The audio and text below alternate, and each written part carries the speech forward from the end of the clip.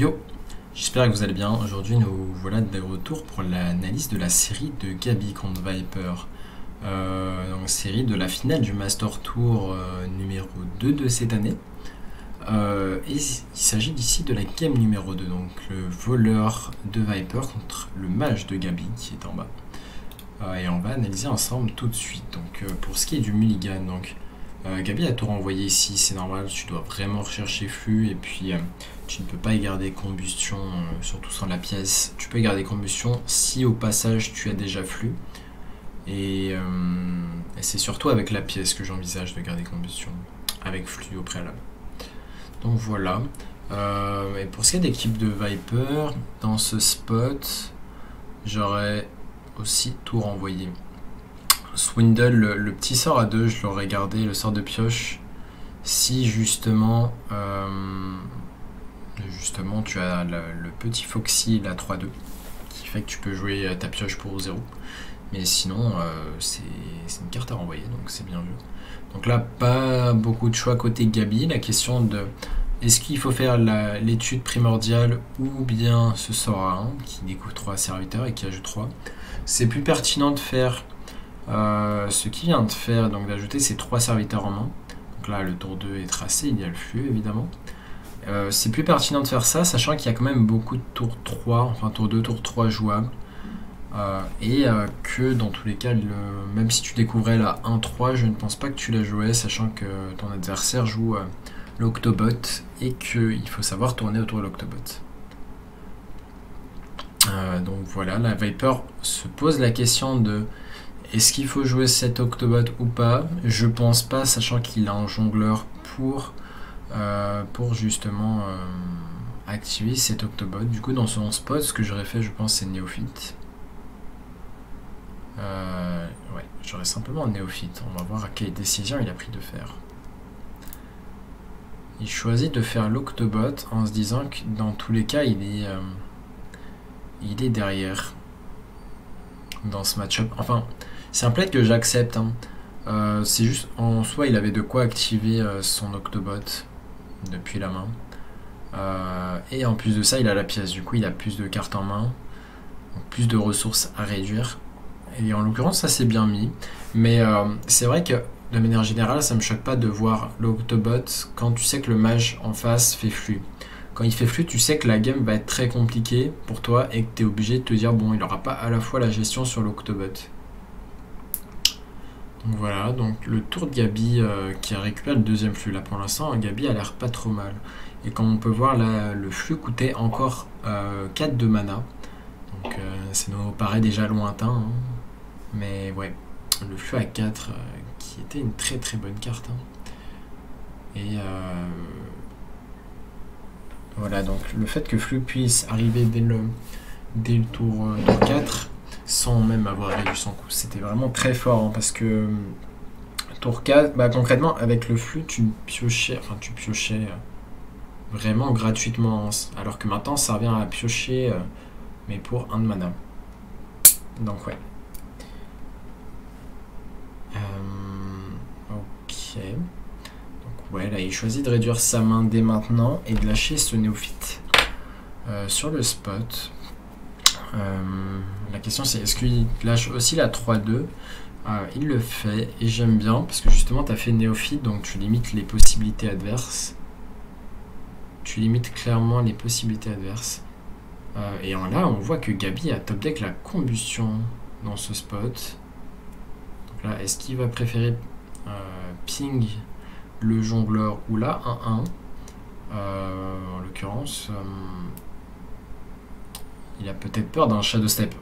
Si tu as peur d'un shadow step, tu ping la 1-1. Et sinon le jongleur, c'est pas grave qu'il puisse le remonter en main.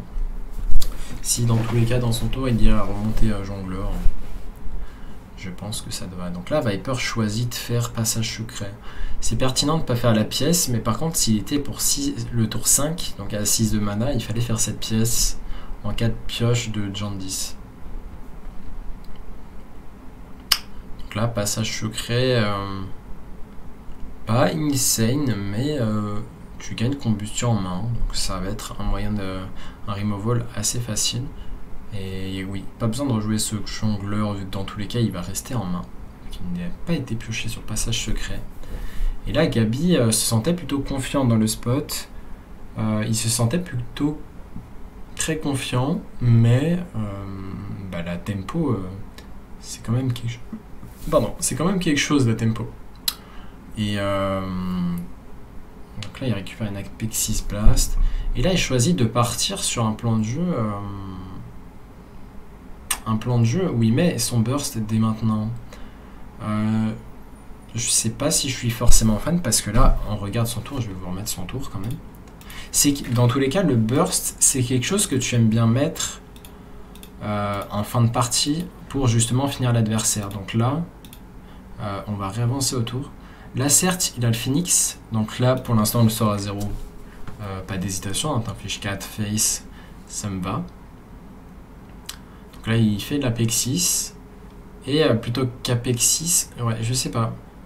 C'est vrai qu'il bénéficie du plus 2 de spell damage, mais en l'occurrence, là, les serviteurs vont servir à rien si tu les fais plus tard quand le voleur s'est bien développé en board. En l'occurrence, là, le voleur n'a pas un board si développé que ça.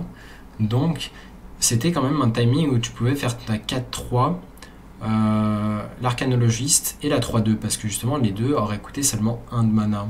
Donc, certes, tu optimises les dégâts, mais le risque, c'est que c'est un peu un plan de jeu all-in de justement te dire bon, j'ai mon Phoenix qui s'est réveillé, je balance tous mes bursts maintenant, et je me dis que dans tous les cas, j'ai 7 dégâts en main. Parce que tu sais que ton adversaire a réduit sa main, donc potentiellement, s'il survit jusqu'au tour 7, il peut y avoir pièce Alex, si Alex a été réduite. Et en plus de ça, il peut y avoir Kazakus avec un golem lifesteal, à tout moment il le remonte en main. Donc voilà, là il n'a plus le board du coup. Il n'a plus le board sur ce spot. Et là, Viper est à 11 PV, mais les tours de Gabi n'ont pas l'air si menaçants que ça. Donc est-ce qu'il va rester sur son plan de jeu burst ou pas? Telle est la question. Donc, il choisit de piocher ici. Encore une fois, j'aurais peut-être considéré au-dessus de la pioche. On oublie souvent, hein. En fait, souvent ce qu'on va se dire, c'est que ok, l'adversaire est faible en PV, il faut que j'aille chercher mon burst. Mais là, concrètement, à part la boule de feu, il reste plus grand chose. Il reste Apexis Blast peut-être numéro 2 et boule de feu. Mais tu sais que tu as déjà pioché beaucoup de burst en main. Donc ça serait pas étonnant que le burst restant se cache au fond du deck. Du coup, il faut partir du principe qu'il faut plus temporiser dans ce spot, je pense. Et ce qui m'aurait pas choqué, c'est de faire juste la 4-3. J'ai enlevé la souris pour que vous puissiez voir. J'aurais peut-être seulement fait la 4-3 et la 3-2 pour 1 mana du coup. Et à la fin, il me restait le ping. J'aurais peut-être ping Néophyte. Néophyte qui serait chiant si on se prend une Shadow Step à nouveau, sachant qu'on sait que c'est la dernière Néophyte. Donc ça paraissait pertinent de la tuer ici. Il choisit de pas le faire et donc de vraiment chercher son burst. Je sais pas si on peut dire que c'est une erreur, mais disons que tu optimises mal ta main. Là, tu acceptes de dire que ok, j'ai des cartes mortes en main que je vais pas jouer. Je me dis, je all-in le plan de jeu face. C'est concrètement ce qui se dit ici, Gabi. Pareil, ce burst, on va peut-être préférer le faire face.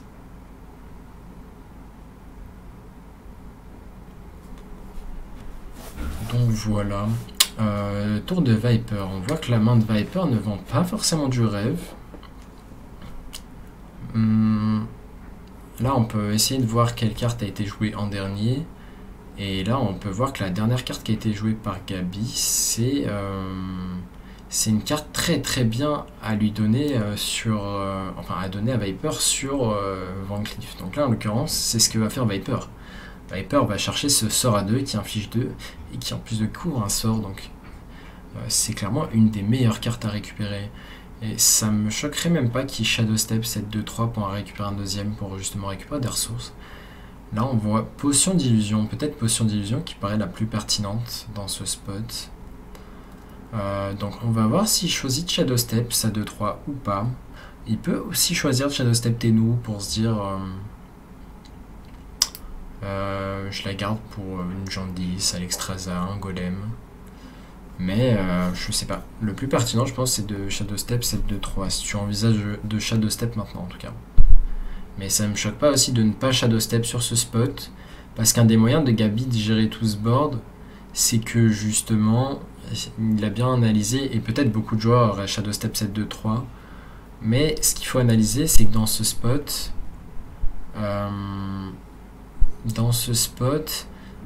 Viper a quand même envie de garder le board. Et s'il se prenait Choc de Flamme, qui était peut-être une des seuls moyens de tout gérer facilement pour Gabi, eh bien, il n'y aurait pas eu de développement de board ou de burst fait directement dans la tête de Viper. Donc je pense que c'était un tour qu'elle est à Viper, mais qui pouvait justement pièce à l'Extrasa et se soigner, par exemple. Et donc là, on est dans un spot, Viper doit faire un choix. Viper va-t-il choisir de faire une Alexstrasza défensive ou offensive dans ce spot? Dans le spot de Viper, c'est dur à dire, hein, parce que tu sais que tu as un Mas de Ktun qui est passé. Tu sais que niveau burst, il est limité, Gabi. Il lui reste boule de feu. Il lui restait Apexis Blast, évidemment. Et le Mas de Ktun. Donc ça fait beaucoup quand même. Mais Viper était dans un spot où justement il pouvait pas. Ici, il pouvait pas se permettre de tourner autour. Il a envisagé que de toute façon la game, il gagnait pas en faisant Alexstrasza défensif. Et je le conçois. Je pense pas qu'il gagnait non plus cette game en faisant une Alex défensif. Mais bon, voilà. Donc fin de cette vidéo sur cette deuxième game. On se retrouvera donc la prochaine fois pour la vidéo de la troisième game. A très bientôt.